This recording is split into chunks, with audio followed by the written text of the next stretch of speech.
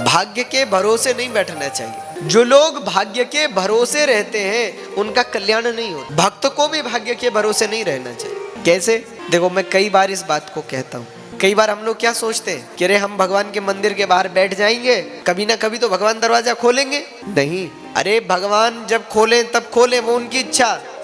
अरे दरवाजा खोलने की सामर्थ्यता हम में नहीं है, वो तो परमात्मा में है। उसकी जब इच्छा होगी वो द्वार खोलेगा, लेकिन तब तक हम क्या करें? बाहर सोए रहें? हाँ, क्या करें? अरे भैया दरवाजा तो खटखटाओ, एक बार खटखटाओ, दो बार खटखटाओ, लगे रहो। खोलना न खोलना अंदर वाले की इच्छा, दरवाजा खटखटाना तुम्हारी इच्छा। दरवाजा खोलना हमारे हाथ में नहीं है, पर दरवाजा खटखटाना तो हमारे हाथ में है। लेकिन हम लोग क्या करते हैं? एक बार दरवाजा खटखटाया, कुछ नहीं हुआ, दूसरी बार खटखटाया, कुछ नहीं हुआ, अब अरे भैया रहने दो, छोड़ो। भक्त में निरंतरता होनी चाहिए। परमात्मा किसको मिलते हैं? जिसकी भक्ति में दो गुण होते हैं। सुन लो, परमात्मा किसको प्राप्त होते हैं? जिसकी भक्ति में ये दो गुण होते हैं। कौन कौन से? पहला निरंतरता, और दूसरा बोले वेग। जिसमें ये दो गुण होंगे उसको कौन मिल जाएंगे? परमात्मा मिल जाएंगे। अच्छा, वेग का अर्थ क्या है? कोई दिन में एक माला जपता हो और सोचे भगवान हमको मिल जाए तो मिलेंगे क्या? अरे अकामा सर्व कामो वा मोक्ष काम उदारधि तीव्रेण भक्ति योगेन यजेतः पुरुष पर। भक्ति कैसी होनी चाहिए? तीव्र होनी चाहिए। कई बार कई लोग मुझे मिल जाते हैं, महाराज भगवान तो हमको मिल ही नहीं रहे। नहीं मिल रहे? भैया क्या हुआ? महाराज हम इतनी पूजा करते हैं, हमको नहीं मिले। कब से कर रहे हैं? तो हमें लगा कि पता नहीं कब से कर रहे होंगे बेचारे। हमने पूछा कब से कर रहे हैं? महाराज 2 महीना हो गए हमको आरती पूजा करते करते। मैंने कहा कितनी देर करते हो? बोले पूरे 10 मिनट। तो 10 मिनट में भगवान मिल जाएंगे क्या? लोगों के तो बाल सफेद हो गए, बुढ़ापा आ गया, अब तक झांकी नहीं हुई, और तुम चाहते हो कि 10 मिनट में भगवान साक्षात चतुर्भुज हो जाए सामने। तिरुपति जी सीधे प्रकट हो जाए चतुर्भुजा लेके। बोलो क्या होगा? वेग। भक्ति में वेग का होना बहुत जरूरी है। नदियां जब हिमालय से निकलती हैं समुद्र को प्राप्त करने के लिए, जिस नदी में वेग नहीं होता उस नदी को पर्वत रोक लेते हैं, वो तालाब बन जाती है, वो नदी नहीं बन पाती। कैसा होना चाहिए भक्त को? बोले नदियों की तरह होना चाहिए। जैसे नदियां समुद्र से मिलने के लिए कितनी वेग में चलती हैं। आपने कभी देखा गंगा जी को चलते हुए? क्या प्रवाह से चलती हैं गंगा जी। बड़े बड़े पर्वतों को खंडित गिरिवर मंडित भंगे, बड़े बड़े पर्वतों को खंड विखंड करती हुई, बड़ी बड़ी चट्टानों को तोड़ती हुई, बड़े बड़े वृक्षों को उखाड़ती हुई गंगा जी निकलती हैं। जो भी गंगा जी को रोकने के लिए मार्ग में आता है, गंगा जी उसे उखाड़ कर किनारे कर देती हैं और निकल जाती हैं आगे। ऐसा होना चाहिए। तुम्हारे जीवन में, तुम्हारी भक्ति के मार्ग में जब जब कोई अवरोध बन करके आए, चाहे वो कोई व्यक्ति हो, चाहे वो कोई वस्तु हो, चाहे कोई वो स्थान हो, अरे भैया हटाओ उसको, किनारे करो।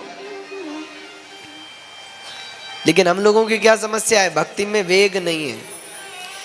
वेग नहीं है तो एक संकट आया नहीं और भक्ति की नदी रुक गई। महाराज बहुत पूजा कर रहे थे, बहुत पाठ कर रहे थे, और ये नुकसान हो गया हमको, रुक गए। देखो एक बात सुनो, भक्ति के मार्ग में बहुत अवरोध आते हैं, बहुत लोग। जब तुम भगवान की ओर चलोगे तो माया लग जाएगी तुम्हें रोकने के लिए, क्योंकि वो नहीं चाहती कि तुम पार करो उसको। तो वो क्या करेगी? कभी तुम्हारे सामने धन ला करके खड़ा कर देगी, लोभ के रूप में तुम्हें रोकने का प्रयास करेगी, कभी मोह को खड़ा कर देगी, परिवार को खड़ा कर देगी। कभी महात्माओं को देखा है जो घर छोड़ के निकलते हैं भगवान का भजन करने के लिए, सब संबंधों को तोड़ करके निकल जाते हैं। संबंध के जो अवरोध हैं, उनकी भक्ति की नदी उन सबको तोड़ करके निकलती है भगवान को पाने के। इसीलिए भक्ति में क्या होना चाहिए? वेग होना चाहिए। हमारी भक्ति में वेग है। अब एक कथा सुना रहा हूं आपको। कथा नहीं है, वास्तविक घटना है। आज से कई वर्ष पूर्व गंगोत्री के पास में हम एक जगह कथा में थे। बारसू वहां का नाम। आप उत्तरकाशी से लगभग 30 किलोमीटर आगे वो जगह पड़ती है। बहुत सुंदर स्थान, बहुत अद्भुत। ऐसा लगता है मानो आप हिमालय में ही आ गए। इतनी सुंदर स्थान, इतनी सुंदर जगह। वाम कथा में थे और एक व्यक्ति रोज कथा में आते थे, कथा सुनते थे। एक दिन आए, 2 दिन आए, 3 दिन। देखो वक्ता के मन में भी हो जाता है, कोई अच्छा श्रोता दिखता है तो भैया ये श्रोता कौन है। अब हम कथा सुना रहे थे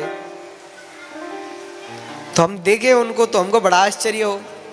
अच्छा, आश्चर्य इसलिए हो पंडित जी कि मस्तक पर तो जटा बांधी हुई है, त्रिपुंड लगाए और नीचे से सामान्य वस्त्र पहने, टी शर्ट पहनी है और एक लोअर पहना हुआ है। अब हम जटा देखें तो लगे कि कोई महात्मा है, नीचे की वेशभूषा देखें तो लगे कोई सामान्य व्यक्ति है। अब हम बड़ी दुविधा में हो गए। अच्छा, भगवान ने ऐसी कृपा की, तीसरे चौथे दिन की बात है, उनके मन में कुछ इच्छा हुई कि उनको हमसे मिलना है। तो उन्होंने बात की होगी सबसे, तो सबने कहा कि ज़्यादा देर तो नहीं, थोड़ी देर आपको मिलने का मौका दे देंगे।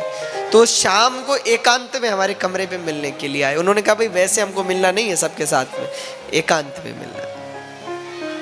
अब जब हमारे पास बात आई कि कोई है जो एकांत में आपको मिलना चाहता है, हमने कहा कौन है भैया? तो उन्होंने बताया। हमने कहा भैया उनको तो बुलाओ, हम भी मिलेंगे। अब वो हमसे मिलने के लिए आए एकांत में। तो उन्होंने कहा महाराज, मैंने कहा आप, तो किसी ने उनका परिचय कराया। बोले महाराज आज जितने श्रोताओं के प्रसादी की जो व्यवस्था थी वो आपकी तरफ से थी। मैंने कहा बहुत बढ़िया, बहुत सुंदर बात है भैया, इतने लोगों को प्रसादी की व्यवस्था आपने की, बहुत अच्छा। आप कहाँ से? बोले महाराज जहाँ आपकी कथा चल रही है इससे 3 किलोमीटर 3.5 किलोमीटर और आगे ऊपर जंगल में मैं रहता हूँ कुटिया बना के। तो मैंने कहा भैया आपको देख के ना तो ऐसा लगता है कि गृहस्थी हो, ना ऐसा लगता है कि महात्मा हो। परिचय आपका? बोले महाराज मैं हार्ट सर्जन था, डॉक्टर, और हार्ट सर्जन था, हार्ट की सर्जरी करता था। वो अपनी 2-4 डिग्रियां भी बता रहे थे कि महाराज ऐसे ऐसे पढ़ाई की मैंने, और तो मेरी स्मृति में नहीं, पर ये स्मृति में है कि वो कह रहे थे मैं हार्ट सर्जन था। तो मैंने कहा कहाँ पर थे, कहाँ आपकी जन्मभूमि है? बोले जन्मभूमि मेरी जयपुर है, पर हार्ट सर्जन में बॉम्बे में था, बॉम्बे में डॉक्टर था। तो मैंने कहा भैया फिर आप क्या हो, गृहस्थी हो, महात्मा हो, क्या हो? बोले महाराज दोनों हूँ। मैंने कहा कैसे? बोले मेरे बच्चे भी हैं, पत्नी भी है, पत्नी भी हार्ट सर्जन है, बच्चे विदेश रहते हैं।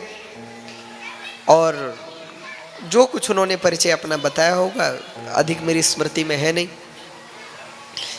पर जो मूल बात मेरी स्मृति में है वो ये है कि, तो मैंने कहा भैया आप यहाँ कैसे? बोले मैं कई सालों से हिमालय की यात्रा कर रहा हूँ, कभी 1-2 साल में मन किया तो घर चला जाता हूँ, नहीं तो हिमालय में ही रहता हूँ। तो मैंने कहा भाई आपको पता कैसे चला कथा के बारे में? बोले महाराज मैं जहाँ कुटिया बना के जंगल में रहता हूँ वहाँ मेरे पास एक कुत्ता भी रहता है। कुछ दिन पहले जंगल में तो भालू और वगैरह सब होते ही हैं, तो किसी ने उसको मारा तो उसको घाव हो गया, तो उसको दिखाने में नीचे लाया था। यहाँ आपकी कथा चल रही थी तो कथा में बैठ गया। बोले बहुत अच्छा लगा, तो यहीं एक होटल में कमरा ले लिया और यहीं रह कर के आपकी कथा सुनता हूँ। बहुत दिन से मेरे मन में इच्छा थी आपसे मिलने की, लेकिन किससे कहूँ किससे पूछूं कुछ समझ नहीं आ रहा था। आज मैंने बात की तो आपसे मिलना हुआ। उसके बाद मैंने उनसे पूछा कि आपको लगभग हिमालय में कितने वर्ष हो गए? तो उन्होंने बताया कि मुझे हिमालय में कई वर्ष हो गए हिमालय में घूमते हुए, मैंने कहा आपने क्या क्या अनुभव किया हिमालय का? तो उन्होंने अपने बहुत अनुभव बताए कि महाराज मैंने बहुत कुछ अनुभव किया, हिमालय में बहुत कुछ है। उसके बाद एक घटना जो उन्होंने मुझे बताई, जो मैं आपसे कहना चाहता हूं, अवरोध रोकती कैसे हैं चीजें, वो सुनो। बोले महाराज मेरे मन में बार बार आता है कि मुझसे एक गलती हुई। मैंने कहा क्या? बोले मुझे हिमालय आने में समय बहुत लग गया, काफी उम्र के बाद मैं आया। तो मैंने कहा भाई ऐसा क्यों? बोले बचपन में मैंने योग की कुछ पुस्तकें पढ़ी और पढ़ करके मेरे मन में आया कि बस सब छोड़ के हिमालय चलो। तो बोले मैं बहुत छोटा था, 15-16 साल का रहा हूँगा, और बोले जयपुर से भाग कर आ गया घर बार छोड़ करके कि अब महात्मा बनूंगा, हिमालय में यात्रा करूंगा। तो सब छोड़ छाड़ करके आ गया, ट्रेन पकड़ ली, ऋषिकेश पहुंच गया। ऋषिकेश ट्रेन से उतरा, रेलवे स्टेशन पर बैठ गया, सोच ही रहा था कि अब जाना कहाँ है। तो मैंने सोचा कि थक गया हूँ बहुत, तो थोड़ी देर एक नींद ले लूं। तो बोले वहीं रेलवे स्टेशन पर एक कुर्सी पर बैठ गया, और बैठे बैठे ही थोड़ी देर आंख लग गई तो नींद आ गई।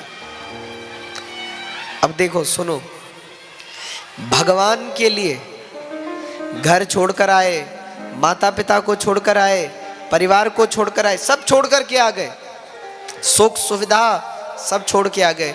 पर बोले समस्या क्या हुई कि मैंने स्वप्न क्या देखा कि मेरी माँ रो रही है। जब ऋषिकेश रेलवे स्टेशन पर सोया तो मैंने सपना देखा कि मेरी माँ रो रही है और मुझे बुला रही है। मैंने कहा तो? बोले महाराज जैसे ही मेरी आंख खुली तो मेरी आंख में आंसू भर आए और मुझसे रहा नहीं गया, मैंने तुरंत ट्रेन ली और वापस जयपुर आ गए। फिर मां के पास पहुंचा। बोले अगर उस दिन वापस नहीं जाता तो उसी दिन हिमालय पहुंच जाता, लेकिन वापस मुड़ गया। क्यों? क्योंकि मोह ने पकड़ लिया। और उसके बोले कई वर्षों के बाद, मेरे विवाह के बाद जब बच्चे बड़े हो गए, तब सौभाग्य बना कि अब मैं सब छोड़ करके निकल सकता हूं, तब अब हिमालय आया। यानी कहने का आशय क्या है? जब तुम भगवान की ओर चलते हो ना, तो माया बहुत रुकावटें खड़ी करती है तुम्हारे रास्ते में, बहुत रुकावटें खड़ी करती है। लेकिन जिसकी भक्ति में वेग होता है, वो सब अवरोधों को मिटाता हुआ भगवान को प्राप्त करता है। इसलिए भक्ति में वेग होना चाहिए।